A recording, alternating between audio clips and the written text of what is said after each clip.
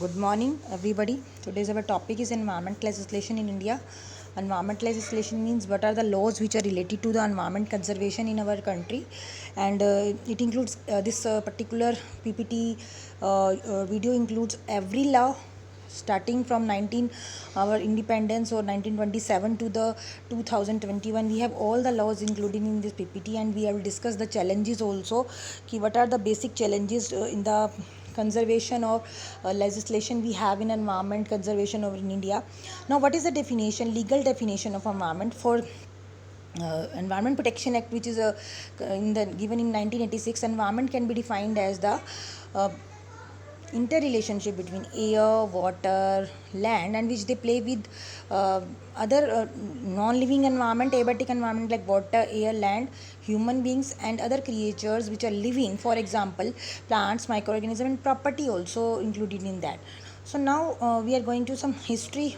Kuch in history, we will know the environment laws are very much concerned in the European nations, European countries, especially Germany, France, Sweden, Norway, Finland. These countries are very much environment conscious countries, and Bavaria as a state, the German state है बेटा, और that also have some जो ब्रावियंस और law, वहाँ पर तो law भी बना हुआ है, मिट्टी के लिए भी लॉ है जिसमें हम रहते हैं. तो it is very much important that we should think about environment, we should conserve environment. So in UK, because we are very much dependent upon England and UK, influenced by UK policies. So industrial revolution created pollution in UK, land as well as land, air and water both. तो जो Thames river है, इसका example मैं दूंगी water pollution के अंदर. तो Thames river जो है वो एक तरह की, जैसे गंगा नदी की यहाँ वैल्यू है, वैसे थेम जो है वो यहाँ पर इंग्लैंड में बहुत बड़ी वैल्यू रखती है रिवर. तो that also get polluted because of this, and then after that they have to enforce laws over there. Then environment laws are enforced in UK. Then they give the concept of biological oxygen demand, and then COD, which are the measures for the pollution, water pollution basically. Then 1952 London में एक smog identify हुआ. In that smog दिन के time पर रात जैसे अंधेरा हो जाता था, धुंध सी हो जाती थी. Similarly Los Angeles also in 1962 and 1967 due to increase in the nitrate gas in the environment because of the vehicular pollution, especially before 11 in the morning. जैसे ही 9 बजे या 7 बजे सूरज की धूप उठती थी, वैसे ही वो क्या होता था, स्मोक डेवलप हो जाता था. तो USA was the first country to develop the Clean Air Act in 1970. After that India also have the to take some steps, and our steps, हमारे जो स्टेप्स थे, these are basically need based. हम ये कह सकते हैं कि India में बेसिकली कोई स्टेप अपने आप नहीं लिया गया, हम नीड बेस्ड हैं. हमें बाहर की कंट्रीज़ ने, जैसे आपको पता है कि 1972 में अर्थ समिट हुआ या बहुत सारे समिट्स हुए. आफ्टर दैट हमारी स्पेसिफिक नेचर बनी एयर पोल्यूशन के लिए, वाटर पोल्यूशन के लिए, लैंड पोल्यूशन के लिए, and then after that we have some environment laws, and we divided some laws into 5 areas.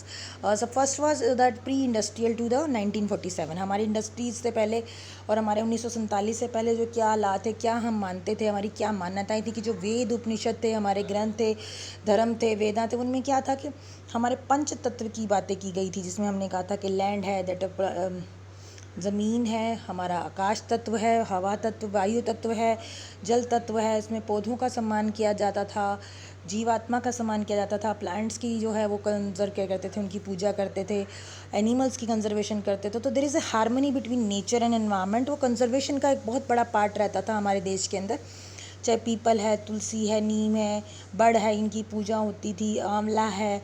तो इस तरीके के बहुत सारी रिस्पेक्टफुल नेचर रही है हमारी towards the conservation. Also we have many steps taken, क्योंकि हमारे ग्रंथों के अकॉर्डिंग हमारी उसकी जगह हम पूजा करते थे. पीपल की पूजा करनी है, तुलसी की पूजा करनी है, ऐसे गऊ माता की, एनिमल्स की, कुछ धर्मों में अलग अलग एनिमल्स की है. फिर हम वी हैव 9 टाइप्स ऑफ, और वी हैव देवताज, जिसमें हम सूरज को, हवा को, वायु, मिट्टी, इन सबको देवता मानते हैं. इनके अंदर हमने भगवान के तत्वों को माना हुआ है. बट हमारी कोई पॉलिसी नहीं थी उस टाइम तक. हम ये मानते थे कि भी हाँ, ये तो हमारी responsibility and we have to conserve them. But now हमारे जितने भी 1947 तक के जितने भी हमारे एक्टिविटीज़ थी, वो वाटर तक ज़्यादा बेस्ड थी, और वाटर को ही हम ज़्यादा कंजर्व करते थे, उसी को जानते थे कि जल ही को ही हमें बचाना है. और एक हमारे उस टाइम पे एक बहुत बड़ी हमारी उपनिषदों से ली गई एक कहावत भी थी, सर्वे भवन्तु सुखिनः सर्वे सन्तु निरामया सर्वे भद्राणि पश्यन्तु माँ कश्चित् दुख भाग भवेत्. ठीक है। तो मतलब उस समय हमें ये था कि हमारे को सर्व जो है हमारे भद्रायणी पश्यन्तु, मतलब सबके दुखों का विनाश करोगे। तो हमें सबके लिए अब सोचते थे, हम सर्वे सर्वंत। ठीक है। Now after that also in 1853 हमारे पास बहुत सारे बॉम्बे के आसपास जहाँ पे थे वहाँ पर वाटर पोल्यूशन बहुत ज़्यादा बढ़ने लगा ऑयल पोल्यूशन की वजह से। तो वहाँ कुछ लॉज बनाए शोर न्यूसेंस करके। फिर 1867 में सीरियाज़ एक्ट हुआ। सीरिया एक्ट में क्या था कि वहाँ पर वाटर की जो पानी की जो क्वालिटी थी, यानी मैंने आपको जैसे भी बताया कि सारे हमारे 1947 तक जितने भी एक्ट थे वो हमारे ऑफेंड्स थे, वाटर रिलेटेड बेसिकली देते कि वो पर्सन्स या एनिमल जो उसको यूज़ करते हैं, कंजर्व करते हैं, अगर वो मर जाते हैं या उनको कोई प्रॉब्लम होती है तो उनको फ़ाइन ऑफ 50 रुपीज़ है, 50 या 20 रुपीज़ का फ़ाइन उनको देना पड़ता था। देन नॉर्थ इंडिया कैनाल है जो ड्रेनेज एक्ट है, ये 1873 में हुआ, ये भी ऑफेंस की लिस्ट में आया। फिर उसके बाद obstruction of the fairways act आया 1881 में, जिसमें रबिश को, यानी कि जो हम कूड़ा फेंकते हैं कहीं पे भी पोर्ट के ऊपर या कुछ फेंकते हैं तो उसको फेंकने से जो हमारे शोल हैं, जो जीव हैं जो बैंक पे मर जाते हैं, उनके लिए उन्होंने फेयरवेज एक्ट किया। उसके बाद है इंडियन ईजमेंट्स एक्ट 1882। ये ईजमेंट्स एक्ट जो है वो वाटर पोल्यूटेंट्स के ऊपर बेसिकली था, जैसे कि जो सर्फेक्टेंट्स हैं, फर्टिलाइजर्स हैं, इनके लिए डाला गया। देन इंडियन फिशरीज़ एक्ट, जिसमें फिशरीज़ को डिस्ट्रक्शन को की वजह से जो मछलियाँ मर रही हैं उससे रिलेटेड पे यहाँ पे आया कि जो पॉन्ड्स में या उसमें जो आप कोई कूड़ा नहीं फेंकेंगे जिससे मछलियाँ नहीं मरेंगी। Then the Indian ports act, Indian port act सबसे पुराना हम एक्ट मान के चलेंगे जिसको बहुत ज़्यादा यूज़ करते हैं रेगुलेशन ऑफ वाटर पोल्यूशन के अंदर हम। फिर आफ्टर दैट हमारे पास 1927 में we have Indian forest act. Basically it is the first act जिसमें हम फॉरेस्ट को हमने डील किया, उसको रिजर्व्ड या उसकी प्रोटेक्टेड या विलेज के अंदर फॉरेस्ट के ये 3 नाम हमने दिए गए कि ये रिजर्व्ड फॉरेस्ट है, ये प्रोटेक्टेड फॉरेस्ट है, या ये विलेज के अंदर फॉरेस्ट आता है। जैसे सुंदरलाल बहुगुणा थे, ये इन लोगों ने जिन्होंने ट्रीज़ को बचाया, वहाँ किया, वहाँ रिस्ट्रिक्ट की कई लोगों ने, कई कम्युनिटीज़ ने, बिश्नोई कम्युनिटीज़ हैं लाइक, तो उन्होंने फॉरेस्ट की क्लासेस बनाई तो उनको रिजर्व्ड फॉरेस्ट रखा कि हमारे ये फॉरेस्ट हैं, इनको हम काटने नहीं देंगे। These are the most protected category, okay, reserved forest. Then forest management में आया कि भी आपने प्रोटेक्टेड कौन से करने, इसमें आपने थोड़ा बहुत कटाई करनी है और बाकी उनको आपने बचा के रखना है। और सेक्शन 26(1) के according in that act it is punishable, अगर कोई पर्सन इस लॉ को तोड़ता है, कोई फॉरेस्ट को काट करता है तो उसको पनिशमेंट मिल सकती है। Then this is the most important the be और द पोस्ट इंडिपेंडेंस लॉ, जिसमें हम 1947 टू 1972 तक का हम टाइम पीरियड इंक्लूड करेंगे। इसमें कॉन्स्टिट्यूट डेवलप हुआ था हमारा and a fundamental right to life आया। इसके अंदर गारंटी दी गई लोगों को कि जीने की गारंटी दी गई, no person should be deprived of life, हम किसी की ज़िंदगी नहीं छीन सकते। हमारा ये जो 21 आर्टिकल है इसके अकॉर्डिंग हमें सब 21 के अकॉर्डिंग हमारे को लाइफ का जो अधिकार मिला, पर्सनल लाइबिलिटी मिली, लाइफ राइट टू लिव, ये बहुत इंपॉर्टेंट है। आपसे पूछा जा सकता है कि व्हाट इज़ आर्टिकल 21 ए। दोस्त aspirants which are going for IAS और IFS they should know this के क्या क्या लॉज हैं हमारे। देन आफ्टर 1948 में दामोदर वैली कॉरपोरेशन एक्ट आया। दामोदर वैली जो है वो सेंट्रल गवर्नमेंट का एक प्रोजेक्ट था जिसमें हम वाटर पोल्यूशन कंट्रोल की बात करते हैं। देन फैक्ट्रीज एक्ट में हेल्थ एंड सेफ्टी इंस्पेक्टर्स की और वर्कर्स की सेफ्टी के लिए इसमें हुआ कि हम किस तरीके से वर्कर्स की सेफ्टी की बात करें, उनको वाटर पोल्यूशन के कंट्रोल के ऊपर इस पर ज़्यादा बातें की गई थी। बाकी फैक्ट्रीज़ में जो वर्कर्स हैं उनके लिए भी उनके अंदर थोड़े बहुत नॉमिन्स थे। देन माइंस एक्ट आया 1952 में, जो बहुत ज़्यादा माइनिंग करने वाले लोग थे उनकी हेल्थ और सेफ्टी से रिलेटेड बातें थी और वहाँ पे पानी पीने का अवेलेबल कराने की बात थी। देन रिवर बोर्ड बनाए गए, रिवर्स के ऊपर बोर्ड बनाए गए, जल निगम बनाए गए, जल बोर्ड बनाए गए, विच एडवाइज द पोल्यूशन कंट्रोल, ठीक है, prevention and control of the inter state reverse, कि भी हाँ जहाँ जहाँ जाएंगी रिवर्स वहाँ पे पोल्यूशन नहीं होना चाहिए। देन मर्चेंट शिपिंग एक्ट आया 1952 में, जिसमें ऑयल एंड डिस्चार्ज के ऊपर था, oil mixture and Indian foreign inter tank के ऊपर प्रोहिबिटेड जोन्स बनाए गए। Then the first law related to environment was the Wildlife Protection Act 1972 and ये एक्ट जो था ये पर्टिकुलरली वाइल्ड लाइफ के लिए था, for the protection of animals, protection of birds, living organism which are living in the forest, and it also includes various protected areas जहाँ पर हमने उनको नाम दिए उन प्रोटेक्टेड एरियाज़ को। सेंचुरीज़ बेसिकली हमने बर्ड्स के लिए रखा जहाँ पर एक ही एनिमल को कंजर्व करते थे। और दूसरा नेशनल पार्क्स का इसके अंदर नाम आया। नेशनल पार्क क्या होते हैं, उसके बाद हमारे देश में बहुत सारे नेशनल पार्क्स डेवलप हुए। अब हमारे देश में कम से कम 127 नेशनल पार्क्स हैं और 500 से ज़्यादा 600 के आसपास 602 सेंचुरीज़ हैं। तो सेंचुरी छोटा सा सबसे छोटा एरिया होता है। नेशनल पार्क्स का एरिया जो होता है वो थोड़ा ज़्यादा होता है। नेशनल पार्क्स जो हैं वो 2 या 2 से ज़्यादा एनिमल्स को भी कंजर्व कर सकते हैं।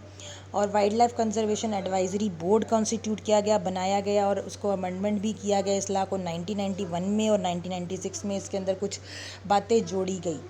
उसके बाद आता है हमारा सेकंड लॉ। आपसे पूछा जा सकता है वाटर पोल्यूशन कंजर्वेशन एक्ट क्या है, तो आप बताएंगे कि water pollution and prevention control act ये 1974 में बनाया गया था। It deals with the water pollution. इसमें क्या क्या डेफिनेशंस दी गई थी, इसमें डेफिनेशन दी गई वाटर क्या होता है, वाटर पोल्यूटेंट क्या होते हैं, उसके बाद वाटर पोल्यूटेंट को कैसे कंजर्व करें, फिर वाटर के अंदर इसके अंदर पैरामीटर्स बताए गए। डिफरेंट वाटर पोल्यूटेंट्स के पैरामीटर्स क्या हैं, कौन कौन सी जगह पर हम वाटर टेस्टिंग कर सकते हैं। फिर 1977 में इसके अंदर सेस एक्ट बनाया गया। सेस एक्ट का मतलब क्या है, यानी कि उस पर पानी के ऊपर टैक्स लगने लगा। अगर कोई वाटर में पोल्यूशन करता है तो उसको पे करना पड़ेगा, और वो जो टैक्स है वो उसको कौन सरकार कलेक्ट करेगी, from the persons carrying the industries. जैसे इंडस्ट्री से पैसा लेकर उसको यूटिलाइज, पहले उससे पहले क्या था, फ्री था पानी 1972 से पहले। तो जिसके हाथ में पानी आ गया उसको वेस्ट कर सकता था। तो 42nd अमेंडमेंट हुआ था, उसमें आर्टिकल 48A और 51A ये दोनों आपको बहुत इंपॉर्टेंट है। 48 के एक्ट के अकॉर्डिंग तो स्टेट रिस्पॉन्सिबिलिटी बनाई गई एनवायरनमेंट प्रोटेक्शन की, कि जो स्टेट है उसकी रिस्पॉन्सिबिलिटी है कि किस तरीके से हमें क्या करना है, अपने एनवायरनमेंट को, अपने आस पड़ोस को प्रोटेक्ट करना है, इम्प्रूव करना है। And we should conserve the forest and safeguards to the wild life of the country. It is very much important that we should conserve the wild life also, क्योंकि उसकी वजह से ही हमारा इकोसिस्टम मेंटेन रहेगा और pollution control होगा। Then 51A के according क्या था कि फंडामेंटल ड्यूटीज़ दी गई, वो स्टेट रिस्पॉन्सिबिलिटी थी। 48A ये फंडामेंटल ड्यूटीज से रिलेटेड था, that it shall be the duties of the citizen of India to protect and improve the environment, natural environment. यानी कि इसमें हमारे इंडिविजुअल्स की रिस्पॉन्सिबिलिटी फिक्स कर दी कि ये हर भारतीय नागरिक की जिम्मेदारी है कि वो प्रोटेक्ट करे, वो बचाए, वो इम्प्रूव करे अपने एनवायरनमेंट को, वो पोल्यूशन नहीं करे, वो फॉरेस्ट को, लेक्स को, रिवर्स को, वाइल्ड लाइफ को, इनको सब क्रिएचर्स को बचा के रखा, ये उसकी रिस्पॉन्सिबिलिटी है, ये हमारा फंडामेंटल काम है।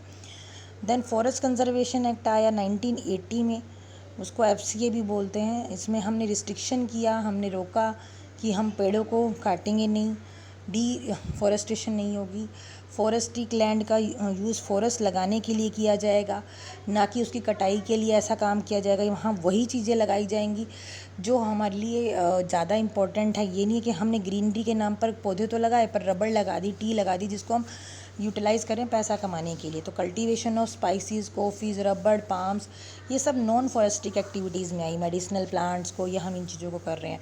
तो जितने भी आसाम में टी गार्डन बने हैं और वहाँ पर पहले क्या थी, ग्रीनरी थी या ग्रीन बेल्ट थी, अगर वो हटा के गए तो वो नॉन फॉरेस्टिक पर्पज़ है, उसके लिए फिर वो फ़ाइन भी देंगे उनको। फॉरेस्ट कंजर्वेशन एक्ट के अंडर दिक्कतें आने लगी।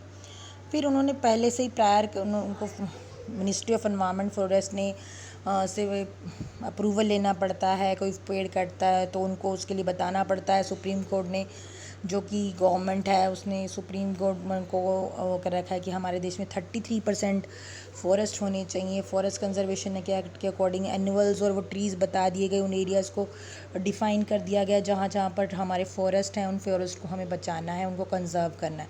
तो इस तरीके की जो एक्टिविटीज़ हैं, हम फॉरेस्ट को क्या कर रहे हैं, बचा रहे हैं। फॉरेस्ट की नॉन फॉरेस्टिक एक्टिविटीज़ को कर रहे हैं। अगर कोई फॉरेस्ट काटता है, वहाँ पेड़ काटता है, तो इस लॉ के अकॉर्डिंग उसको पेनल्टीज़ दी जाती हैं। वो पेनल्टीज़ मैं आपको आगे डिस्कस करूँगी।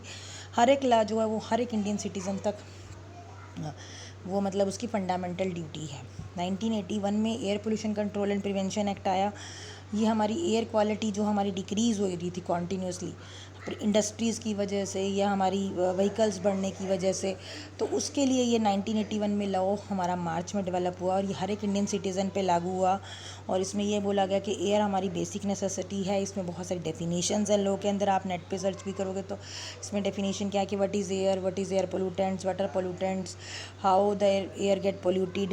Okay, now why we should conserve air. जो एयर पोल्यूटेंट्स हैं वहाँ पे कैसे हम इंडस्ट्री से जो पोल्यूटेंट्स आ रहे हैं उसको मेजर कर सकते हैं, उसके लिए हमारी कौन कौन सी टीम्स हैं जो उसको चेक करेंगी। अगर if industry find guilty with the air pollutants, उनको क्या क्या पेनल्टीज़ होंगी और कैसे कैसे हम एयर को क्या कर सकते हैं, इम्प्रूव कर सकते हैं, क्वालिटी को इम्प्रूव कर सकते हैं। तो सारे पैरामीटर्स इसमें दिए हुए हैं। उसके बाद 1976 से लेकर 1984 तक और कोई लॉ नहीं बनाया गया। तो इसको हम पीरियड ऑफ डोरमेंसी भी बोलते हैं कि 8 साल तक कोई इंटरवेंशन नहीं हुई, कोई नया कानून लागू नहीं किया गया, एनवायरनमेंट डिग्रेडेशन के ऊपर कोई ध्यान नहीं दिया गया, कोई भी प्लेटफॉर्म नहीं डेवलप किया गया जिसमें कि हम एनवायरनमेंट को बचा सकें। तो आपको पता है 1984 में के बाद कैसा क्या हुआ हमारे यहाँ पे। 1984 में दिसंबर 2 में 2 और 3 की रात को भोपाल गैस ट्रेजेडी हुई। तो उसमें बहुत सारे लोग मरे, 5000 तक लोग मरे मिथाइल आइसोसाइनेट की वजह से, जो एक बहुत ज़्यादा नॉक्शियस गैस थी। और उसकी वजह से बहुत सारे लोग जब मरे तो उसके बाद हमारे देश की सरकारें जागी और उन्होंने फिर एनवायरनमेंट प्रोटेक्शन एक्ट बनाया, जिसको हम EP 1986 भी बोलते हैं। जो मैंने आपको सबसे बिगिनिंग में डेफिनेशन बताई थी, that is according to this environment protection act. और इसको हम अम्ब्रेला एक्ट भी बोलते हैं। If anybody ask you what is the umbrella act, then you will tell then EP is also called as umbrella act because it includes all the laws related to environment, जिसमें हम air act को, water act को, soil act को यानी land pollution के लिए related जो इतने भी हमारे आर्टिकल्स हैं, as well as we deal with the noise pollution, we deal with the forest conservation and the wildlife activity conservation. All these acts are included in this. So it is enacted in pursue with the United Nation conference on the 1972 में जो हुई थी। तो उसके बाद इसको umbrella act का नाम दिया गया because it deals with the protection and improvement of the each activity. तो जो हमारी मिनिस्ट्री ऑफ एनवायरनमेंट फॉरेस्ट है वो प्लानिंग कर रही है, वो पॉलिसीज़ बना रही है, वो हमारे स्टेट गवर्नमेंट्स के अंदर वो भेजती है। जैसे कि आपको पता है कि वी हैव नाउ इसमें 26 लॉज, 26 हमारे इसके अंदर वो थे आर्टिकल्स थे, जिसमें डेफिनेशन है एनवायरनमेंट की, पोल्यूटेंट्स की, एयर पोल्यूटेंट्स की, वाटर पोल्यूटेंट्स की। फिर इसमें बहुत सारी आर्टिकल 15 के अंदर बहुत सारी ऐसी चीज़ें दी गई जिसमें हम के पोल्यूटेंट्स कहाँ कहाँ चेक करवाएं, उनको कैसे डील करें। और फिर CPCB क्या है, स्टेट पोल्यूशन कंट्रोल बोर्ड क्या है, सेंट्रल पोल्यूशन कंट्रोल बोर्ड क्या है, क्या क्या इसके अंदर पेनल्टीज़ हैं वो 20th में दी गई हैं। तो इस तरीके से उसको अमेंड भी किया गया इस लॉ को 1991 में। तो EPA enabled ministry of environment forest. Ministry of environment forest ने कुछ स्टैंडर्ड्स बनाए एनवायरनमेंट इक्वालिटी के लिए, एनवायरनमेंट की क्वालिटी को इम्प्रूव करने के लिए, डिग्रेडेशन को कम करने के लिए, एमिशंस को, जो एयर में, वाटर में एनवायरनमेंट पोल्यूटेंट्स के एमिशंस हो रहे हैं उसके सोर्सेज को फाइंड आउट किया कि देयर आर पॉइंट सोर्सेज और नॉन पॉइंट सोर्सेज, और how much we are degrading, how much the standard is there, how much air और polluted air we can inhale, how much of the water pollution we can bear. तो जितने standards थे वो सारे standard इसके अंदर discuss किए गए। तो मिनिस्ट्री ने हमें इनको हैंडल करने के लिए, इनके पोल्यूशन कंट्रोल के लिए कुछ फॉर्मुलेशन की, लोकल इंडस्ट्रीज़ को बताया कि कैसे आपके पास ये चीज़ें होनी चाहिए, आपने पोल्यूशन कंट्रोल करना है, मैंडेटरी चीज़ें हैं आपके पास। फिर ISO बनाया गया, ISO 14000 एक रेगुलेशन है कि आपको इतने इतने वो करने हैं और उनसे रिकवरी की कॉस्ट ली गई। अगर आप पोल्यूशन करते हैं तो आपको इतने इतने पैसे देने पड़ेंगे, उसकी रिकवरी आपके थ्रू ही होगी।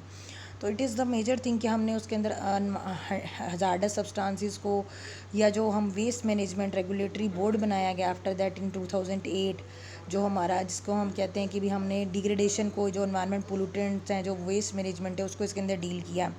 तो EP 1986 में ही हमारा हजार्डस वेस्ट रूल आ गया 2008 का। बायोमेडिकल वेस्ट के ऊपर बात हमने की, मैनेजमेंट हैंडलिंग रूल वो भी इसी के अंदर डील होता है। फिर म्यूनिसिपल सॉलिड वेस्ट के रूल्स भी इसी के अंदर आ गए, इसलिए हम इसको अम्ब्रेला फ्रेमवर्क बोलते हैं। फिर इसके अलावा हजार्डस केमिकल के बाद उनको कैसे स्टोर करें, कैसे उसको इंपोर्ट करें, लोगों जो बाहर से मंगवाते हैं उसको इंपोर्ट के लिए क्या क्या रूल हैं, कैसे उसको ट्रांसफ़र करें। जैसे अगर कोई चीज़ आती है तो वो हम दिल्ली से अगर हमें कहीं लेके जानी तो उसको कैसे हम ट्रांसफ़र करें रुड़की तक या कोई भी एरिया तक। फिर ओजोन डिप्लीटिंग सब्सटेंसेस के ऊपर आया था। मैंने आपको बताया कि जो ODS सब्सटेंसेस बोलते हैं उनको 2000 में हम कैसे डिप्लीट करें हमारी अर्थ में से, जैसे क्लोरोफ्लोरोकार्बन है, उन चीज़ों के लिए रेगुलेशन एक्ट बना। फिर केमिकल इंडस्ट्री एक्ट बना 1996 में, जिसमें प्लानिंग करते हैं पहले से ही कि भी वहाँ पर इमरजेंसी सिचुएशन के लिए क्या लगा रखे होते हैं। आपने देखा होगा कि बहुत सारे मतलब ऑक्यूपेशनल हेल्थ प्रॉब्लम्स के लिए, इमरजेंसी के लिए वहाँ पर कार्बन डाइऑक्साइड के सिलेंडर्स हैं या प्रिपेयर्डनेस है, प्लानिंग होती है, वहाँ पर रिपोर्ट्स होती हैं रिस्पॉन्स के लिए, वहाँ पर उनको आग ना लग जाए। तो इस तरीके से उन्होंने पहले से ही फ्रेमवर्क बना रखा होता है, रूल्स बना रखे होते हैं कि क्या क्या चीज़ें हमें मंगवानी है। जेनेटिक इंजीनियर्ड ऑर्गेनिजम्स के लिए भी वहाँ पर क्या है अलग अलग रूल्स डेवलप किए गए हैं। तो इस लॉ के अंदर, अम्ब्रेला फ्रेमवर्क के अंदर और क्या क्या चीज़ें आ रही हैं, जैसे उसके अंदर आ रही है हमारी कोस्टल एक्टिविटीज़, जो हम कोस्ट में करते हैं, जहाँ पर हमारा समुद्री इलाका है, वहाँ पर CRZ जोन बना दिया गया, यानी कोस्टल रेगुलेटरी जोन बनाया गया 1991 में। उसकी नोटिफिकेशन भी हमारी EPA 1986 में आती है। एनवायरनमेंट इम्पैक्ट असेसमेंट, आज हम कोई भी हमें दुकान बनानी है या कोई भी बड़ी इंडस्ट्री डेवलप करनी है 1 करोड़ से ऊपर का जिसका क्या है बजट है, टर्नओवर है, तो हमें क्या करना है, उसके अंदर हमें EIA करवानी पड़ेगी। ये 2006 में ये वाली रेगुलेटरी आई, ये ला आया। फिर इको मार्क की स्कीम आई कि हर चीज़ के ऊपर इको का मार्क होना चाहिए, ग्रीन लेबल होना चाहिए, इको फ्रेंडली है ये। इको मार्क में अर्थन पोर्ट का सिंबल होता है। देन लेबलिंग कॉस्मेटिक्स होने चाहिए कि ये एनवायरनमेंट फ्रेंडली है। 1992 में ये रूल आया। नॉइस पोल्यूशन कंट्रोल एक्ट 2000 में आया। इसमें रेगुलेशन के कि भी हाँ हमारे जो भी डिवाइसेस हैं, मशीनरीज हैं, they should not produce so much of the noise. उनकी जो नॉइस है that should be low then 60-70 decibel. तो साइलेंट इन्वर्टर्स आने लगे, साइलेंट मशीनरीज आने लगी हैं आज के डेज़ में। बैटरीज हैं जो केमिकल हैं, उनके ऊपर रूल बनाने लगे कि उनको कैसे हैंडल करें, कैसे अगर वो ख़त्म हो जाती हैं तो डिस्पोज ऑफ करें, कैसे उनको मैनेज करें, कैसे आजकल हम रिचार्जेबल बैटरीज़ को यूज़ करते हैं, हम प्राइमरी बैटरीज़ को यूज़ नहीं करते। देन प्लास्टिक्स को हम कैसे यूज़ करें। सिंगल यूज़ प्लास्टिक का तो अभी आपने देखा है 2019 में आया था, जिसमें हमने सिंगल यूज़ प्लास्टिक बैन कर दिया है। तो ये भी एनवायरनमेंट एक्शन में ही आ रहा है हमारा।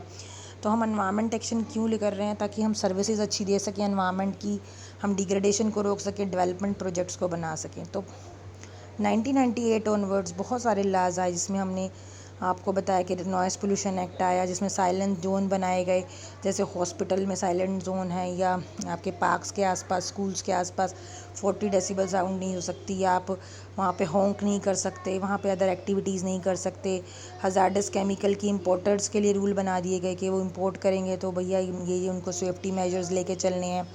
उन्होंने मोटर व्हीकल रूल बना दिए, जैसे कि 10 साल से ऊपर आप डीजल व्हीकल नहीं चलेंगे आपकी सड़कों पर, और 15 साल से ऊपर आप पेट्रोल व्हीकल नहीं चला सकते, या आपके जो वो हैं उनके अंदर पोल्यूटेंट की जो वो है वो होनी चाहिए, क्या कहते हैं, मतलब स्टैंडिंग होना चाहिए जिसमें वो कम पोल्यूशन करते हों।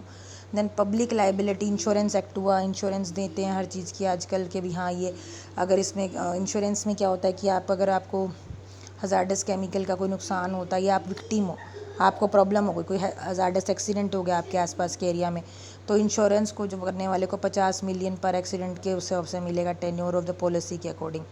फिर एनवायरनमेंट प्रोटेक्शन एक्ट में 1992 में सेकंड अमेंडमेंट हुआ। फर्स्ट अमेंडमेंट कब हुआ था? 1991 में। और इसके according obliges a person carrying an industry, ये किसके लिए था सेकेंड अमेंडमेंट? ये था इंडस्ट्रीज पर्सन के लिए कि उनको एयर वाटर या जो भी उनका पोल्यूशन है, जो हज़ार्डस वेस्ट पोल्यूशन है, उसके लिए उनको ऑडिट देना पड़ेगा हर साल उनको दिखाना पड़ेगा कि उन्होंने कितनी एयर वाटर को, सॉइल को उन्होंने कितना पोल्यूटेंट किया, उसमें कितना उन्होंने वेस्ट ऐड किया, कितना उन्होंने जो मटीरियल उनके पास वेस्ट जनरेट हुआ वो कितना था, उसको कितना रिसाइकल किया, कितने को रीयूज़ किया, कितना वाटर रीयूज़ किया, कितना उन्होंने एनवायरनमेंट में डाला और कितना उन्होंने मतलब रीयूज़ किया, रिसाइकल किया। तो 1992 के बाद एक पॉलिसी बना दी गई। पॉलिसी के अकॉर्डिंग हर कंट्री को में जितनी भी आपके स्टेक होल्डर्स हैं, जितनी भी आपकी इंडस्ट्रीज़ हैं, उनको ये क्या करना है, ये एक्टिविटीज़ करनी है। Identification of the environment problems by ministry of environment and forest. Then after identification if anybody stay continues to be deteriorate the environment, then उसको there is a legislation that they have to go for the we can say that fine or the voluntary agreements और educational programs बनाने पड़ेंगे उनको ज़्यादा पेड़ लगाने पड़ेंगे।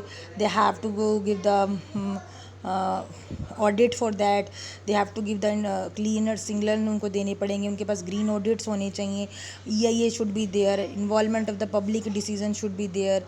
तो ये चीज़ें उसके अंदर इन्वॉल्व थी। National Environment Tribunal Act in 1995, it includes the award of the compensation की अगर कोई person is affected with the environment pollution then there should be give the compensation of the property और the damage to that occur due to this hazardous substance, और ये 2-3 लाख तक भी है, और ये वही देगा जिसने पोल्यूशन किया है। Then according to the environment appellate authority act to hear, उसमें क्या था कि जब इतनी सारी बातें आने लगी तो शिकायतें भी आने लगी, तो उसके लिए क्या बनाने लगी, अपीलेट अथॉरिटी। अपीलेट अथॉरिटी क्या है, एक तरीके से कानूनी प्रक्रिया होती है जिसमें क्या होता है कि जज जो है उन लोगों ने क्या बनाई, इस तरह की सेक्शन बनाई जिसमें वो सुनते थे उनकी प्रॉब्लम्स को। तो सेफ गार्ड्स की फॉर्म में क्लासेस ऑफ इंडस्ट्रीज़ ली, जिनमें जहाँ पर भी इंडस्ट्रीज़ वाले ऐसी एक्टिविटी करते हैं उनके ऊपर वो धाराएं लगाकर उनको, तो कुछ जगह पे स्पेशल कोर्ट्स हैं जहाँ पर एनवायरनमेंट अपीलेट अथॉरिटी है, जहाँ पर उनको सुना जाता है इंडस्ट्रियलिस्ट को भी और लोगों को भी, ताकि वो सेफ गार्ड कर सकें according to environment protection act के अकॉर्डिंग वो चल सकें।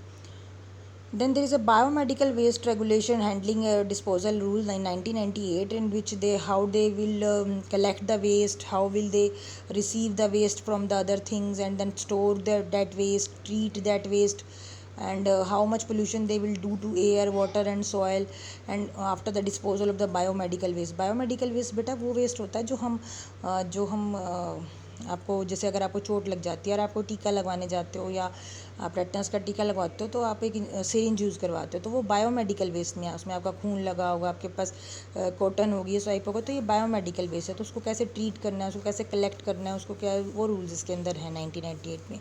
और जो घरों से वेस्ट निकलता है, जो हमारी किचन से निकल रहा है, वो municipal solid waste management and handling rules 1999 में बनाए गए।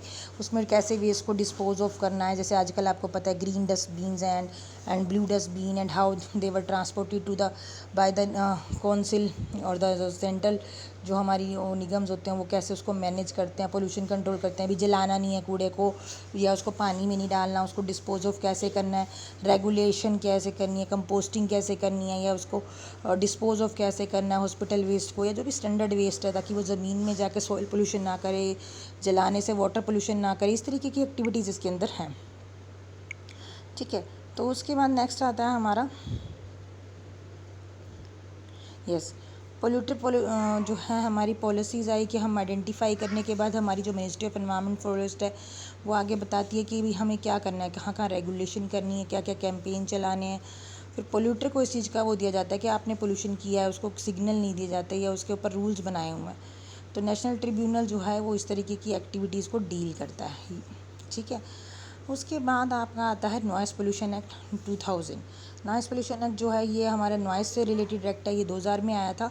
इसमें हम कैसे नॉइस को रेगुलेट करें, उसको कंट्रोल करें, कौन कौन से जोन बना दिए गए, जो साइलेंट जोन बना दिए गए, जहाँ पर ये भी आ गया कि 10 बजे के बाद हम डीजे नहीं चला सकते, जनरेटर सेट्स नहीं होने चाहिए, या इंडस्ट्री एरिया में नहीं होने चाहिए, हॉस्पिटल के आसपास कंस्ट्रक्शन जो है मतलब कहीं नहीं होनी चाहिए, या पार्क्स होने चाहिए। लाउड स्पीकर का यूज़ जो है वो 6 बजे से पहले या जो शाम के टाइम पे नहीं होना चाहिए। म्यूज़िक और व्हीकल का जो उन्होंने बना दिया, चलान का कर दिया कि ज़्यादा तेज़ वॉइस में अगर आप चलाएँगे या आपका साइलेंसर फटा होगा तो उसके लिए आपको पेनल्टी पे करनी पड़ेगी।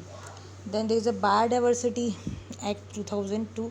उसमें भी क्या था कि कैसे हम बायोडाइवर्सिटी को कंट्रोल करें, प्रोवाइड करें।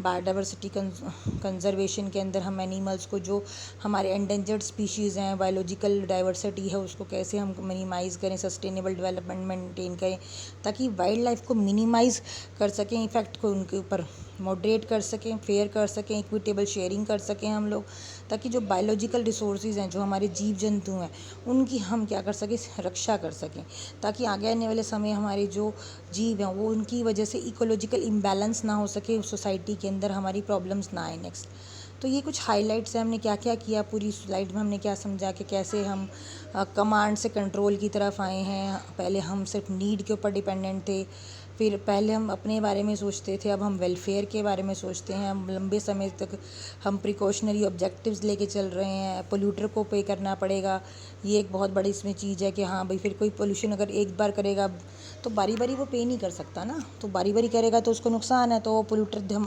पोल्यूशन नहीं करेगा। एब्सोल्युटली लाइबिलिटी फिक्स कर दी, लॉज बना दिए हमने, टैक्स कर दिया, सस्टेनेबल डेवलपमेंट कर दिया, डिसेंट्रलाइजेशन कर दी, इंटर जनरेशन इक्विटीज़ के अंदर आती है। इन चैलेंजेस क्या क्या हैं? बहुत चैलेंजेस हैं, क्योंकि इनफ पॉलिसीज़ नहीं है, अभी भी लोग तोड़ रहे हैं लॉज को। सफिशेंट हमारे पास कानून कर तो है, बट कोर्ट्स नहीं है हर जगह अवेलेबल, लैक नहीं, इनिशिएटिव्स नहीं है, लोग भी किसी को कुछ समझते नहीं हैं। पॉलिटिकल लेवल पे लोग बहुत ज़्यादा इंडस्ट्रीज़ के थ्रू एयर वाटर पोल्यूशन कर रहे हैं, तो वो कंट्रोल होना चाहिए। ट्रांसपेरेंसी नहीं है हमारा, बिल्कुल शीशे की तरह हमारी साफ सिस्टम नहीं है। लिखा कुछ होता है किताबों में, होता ग्राउंड लेवल पे कम है। लोग इथिक्स नहीं समझते, बिजनेस समझते हैं, तो उसकी वजह से भी वाइल्ड लाइफ को, फॉरेस्ट को, एयर वाटर पोल्यूशन बहुत ज़्यादा हो रहा है। कुछ इनिशिएटिव्स हमारे वहाँ पर भी लैग करते हैं कि हमारी जो रिस्पॉन्सिबिलिटी है, जो फंडामेंटल एक्ट हमारा 51A के अकॉर्डिंग किया गया है, उसके अकॉर्डिंग हम ये मान के चलते हैं भैया कौन बिल्ली के गले में घंटी बांध दे, कौन पंगा ले किसी इंडस्ट्री से, कौन करे, हम नहीं करेंगे, हम क्यों करेंगे? तो वो इनिशिएटिव्स नहीं कोई लेता कोई। देन पुअर एनवायरमेंटल अवेयरनेसेस हैं, then functional fragmentation administration is also there, then third level equipment in sufficient regulatory policy और मैकेनिज्म इज़ ऑल्सो देयर। तो इनसफिशेंट रेगुलेटरी की वजह से भी लोग बच जाते हैं, रेगुलेशन नहीं करते, उनके वहाँ पर मापदंड नहीं होते इंडस्ट्री के अंदर सेफ्टी के, रेगुलेशन के, फिर भी बच निकलते हैं वो लोग, फ़ाइन देकर थोड़ा बहुत निकल जाते हैं। और जुडिशरी में भी कुछ कमियां हैं जिसकी वजह से ये चीज़ें हमारे साथ हो रही हैं। ठीक है, तो ये चीज़ें हमारी को आगे लॉन्ग रन में बहुत इफ़ेक्ट करेंगी। देन हमारी वायलेशन जो है उससे क्या क्या पेनल्टीज़ हो सकती हैं हमारी, तो बहुत सारे एक्ट्स में, हर एक एक्ट में लगभग पेनल्टी दी हुई है कि कोई भी पर्सन अगर फेल होता है लॉ को फॉलो करने में, या उसके रूल्स को वो फॉलो नहीं करता, या उसको डिसओबे करता है, या वो पर गिल्टी पाया जाता है, तो उसकी पनिशमेंट है ऑन द फेलियर और कंट्रावेशन विद द प्रिजन, जिसमें एक सज़ा है, जेल की सज़ा है अप टू 5 years और फाइन ऑफ 1 लाख, और बोथ में भी ओकर। ठीक है, और साथ में अगर अगली बार करेंगे मतलब नेक्स्ट टाइम, तो 5,000 का जुर्माना पर डे के हिसाब से भी लिया जाएगा। फिर है public interest litigation. Public interest litigation क्या है कि जनहित में जारी, जैसे हमारी लिटिगेशंस आई हैं जिसमें क्या हुआ कि जो हमारे ग्रीन एडवोकेट हैं उन्होंने बहुत सारे हमारी लोगों के थ्रू मिलकर उन्होंने पब्लिक इंटरेस्ट में पब्लिक स्पिरिटेड इंडिविजुअल्स के थ्रू प्रेशर किया कि कहाँ पब्लिक यूनिट्स हैं, तो उन्हीं की वजह से पोल्यूटिंग यूनिट्स आज बंद हुई हैं कई जगह पर। इंडस्ट्रियल लोकलेज एरिया जो है रेजिडेंशियल एरिया से अलग हुए, तो जुडिशरी ने काम किया, एनवायरनमेंट कोर्ट्स आई, वहाँ पर प्रोवाइड की कंपनसेशन टू, लोगों को कंपनसेशन दिया उनकी हेल्थ के लिए, एनवायरनमेंट के डैमेज के लिए, पोल्यूशन के लिए। तो बहुत बड़ा इंपॉर्टेंट है कि उनको उसी टाइम रिलीफ मिला। तो सरकार जो है वो पब्लिक इंटरेस्ट जो है वो दिखाती है। पब्लिक इंटरेस्ट लिटिगेशन में आप कोर्ट में एक केस दायर कर सकते हैं अपने पब्लिक इंटरेस्ट में, आप वहाँ पे लोगों के साइन के थ्रू जा सकते हैं। फिर वहाँ पर आप दिखा सकते हैं कि क्या क्या लॉस हुआ प्रॉपर्टी को, एनवायरनमेंट को, एयर को, और सरकार गुड कंडक्ट पॉलिसी बनाती है। फिर वहाँ पर जो पॉलिसी को चेकआउट करते हैं वो अपनी रिपोर्ट देते हैं पब्लिक इंटरेस्ट में, और पब्लिक इंटरेस्ट लिटिगेशन के थ्रू वहाँ पर देखा जाता है कि जो इंडस्ट्री है वो लोगों ने क्या परफॉर्म की हैं। तो ये ब्लू कलर के जो आपके उसमें देखे, तो जो उसमें आपने देखा दैट जो हमारी रेगुलेटरी अथॉरिटीज़ हैं they perform a public duty, और वायलेशन होती है येलो के according, violation of each regulation will be fine, और वो फंडामेंटल ड्यूटीज़ के अगेंस्ट माना जाता है। And it has been interpreted by the जजेस to consider the fine in the interest of public के इंटरेस्ट में उसको जनहित में जारी करके उसको हम फाइन देते हैं। तो क्या क्या मेजर्स होते हैं? There are 2 types of the measures which we can take through the public interest litigation. One is regulatory and other is special. In the regulatory measures जो हम करते हैं उसमें फ़िज़िकल और फिशाल दोनों आते हैं, जिसमें फ़िज़िकल कंट्रोल में हम कर सकते हैं कि लीगल एक्टिविटीज़ के थ्रू एयर पोल्यूशन एक्टिविटीज़ को या वाटर पोल्यूशन एक्टिविटीज़ के लिए वहाँ पर कुछ यूनिट्स लगा सकते हैं, एयर पोल्यूशन कंट्रोल डिवाइसेस लगा सकते हैं, वाटर पोल्यूशन डिवाइसेस लगा सकते हैं, वेस्ट वाटर ट्रीटमेंट प्लांट्स लगा सकते हैं ताकि रेगुलेशन मेंटेन हो सके। देन फिशाल मेजर्स क्या हैं, जिसमें पैसा है, टैक्सेस हैं जो सरकार से लिए जाते हैं, एनवायरनमेंट सेस लिया जाता है, पोल्यूटेंट के लिए प्रॉपर्टी से लिया जाता है, ताकि उन लोगों से एनवायरनमेंट के नाम पर टैक्स लिया जाता है, ताकि कल को जो बर्डन पड़ रही है उससे उनको हम एकदम से बर्डन एकदम से कोई नहीं देता, तो उससे क्या होगा, उस टैक्स से हम क्या कर सकते हैं, क्लीनिंग कर सकते हैं वहाँ पर, जैसे पेड़ पौधे लगा रहे हैं, कुछ कुछ करवाते हैं, तो वो फिशाल में आते हैं पैसों के थ्रू।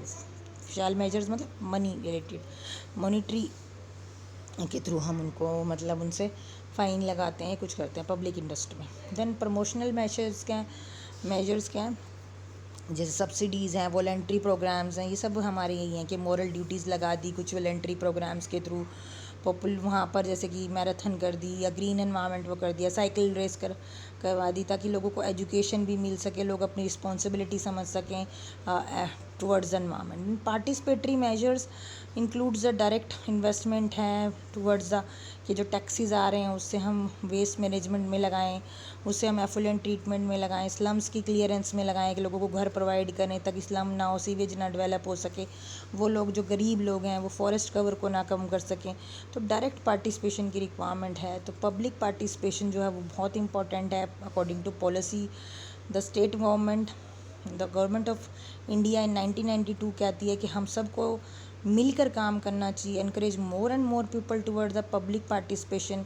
हमें बसेस का यूज़ करना चाहिए, सरकारी मशीनरी का यूज़ करना चाहिए, साइकिल्स या जो भी हमारी पब्लिक एक्टिविटीज़ हैं जिनके थ्रू हम फ्यूचर के अंदर हम अपनी अपनी पार्टिसिपेशन इंक्रीज़ कर सकते हैं। इको क्लब्स बना आए गए एज़ पर जिला परिषद, इको एनवायरनमेंट ब्रिगेड बनाई गई डिस्ट्रिक्ट कलेक्टर्स के थ्रू, ब्रिगेड में वो लोग जा के पेड़ लगाते हैं, पर्यावरण दिवस मनाते हैं, अलग अलग यूथ ब्रिगेड बनाई गई डिस्ट्रिक्ट कोर्ट्स के थ्रू, एनजीओज़ ने काम किया। एनजीओज़ भी क्या करते हैं, पोल्यूशन कंट्रोल के साथ जुड़े होते हैं, स्टेट पोल्यूशन या सेंट्रल पोल्यूशन कंट्रोल बोर्ड के साथ, और अलग अलग एक्टिविटीज़ करवाते हैं जिसमें पोल्यूशन कंट्रोल एक्टिविटीज़ हैं, रोड सेफ्टी डे बनाया जाता है, लोगों को बताया जाता है कि जल नहीं तो कल नहीं, या वाटर पोल्यूशन नहीं करें, रैलीज़ निकाली जाती हैं, नुक्कड़ नाटक कराए जाते हैं, ट्रेनिंग करवाई जाती है, उनको टेस्टिंग किट्स दी जाती हैं वाटर पोल्यूशन को टेस्ट करने के लिए, लोगों के लिए अवेयरनेस कैंप डेवलप किए जाते हैं, अलग अलग एक्टिविटीज़ के थ्रू प्रिवेंट करते हैं वो पोल्यूशन को या उस चीज़ को। तो ये सब चीज़ें इनके अंदर आती हैं, एनजीओज़ क्या कर रहे हैं, हम क्या कर रहे हैं, हमारी पब्लिक पार्टिसिपेशन कितनी है।